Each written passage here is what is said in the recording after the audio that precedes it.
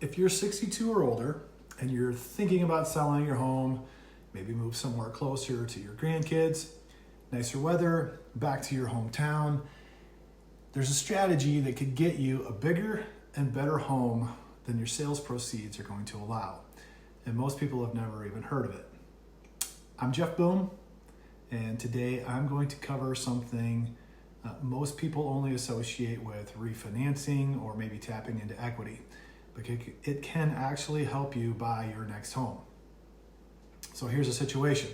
Someone sells their home, they walk away with, say, $400,000 in proceeds.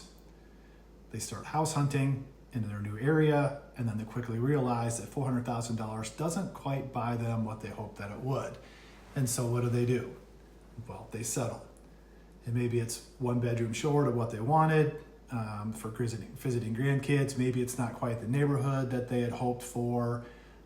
They assume that their sales proceeds are the ceiling because the alternative is taking out a traditional mortgage and then making mortgage payments again in retirement, which they really don't want to do.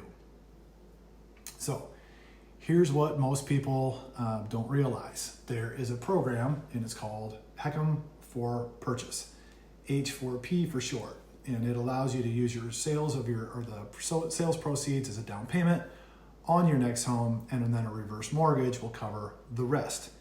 And here's the key part. There is no required monthly mortgage payment. So let's go back to that $400,000 in sales proceeds. So instead of using all of it to buy a $400,000 home outright, that $400,000 now could work as a down payment towards a home worth closer to $500,000. And that could mean a couple of extra bedrooms, maybe a bathroom for when the family visits. It could also mean a better neighborhood. Maybe it's closer to grocery stores, your health care, your kids and grandkids. So instead of settling, you're buying the home that you actually want. Now, to be clear, this isn't free money.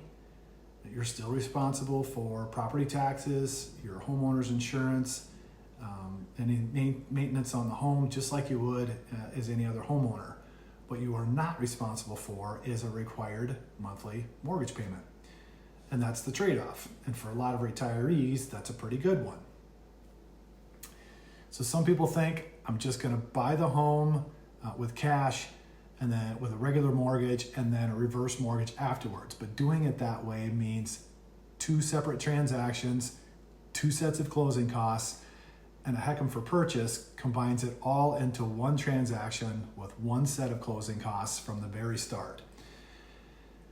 So this is worth exploring if you're 62 or older, you're planning to sell your current home, and you want your next home to actually be something that fits in your life and not just fit your sales proceeds.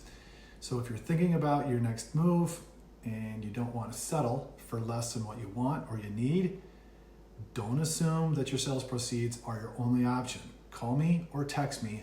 I do answer my phone personally, and I'll walk through what this could look like with your own specific numbers.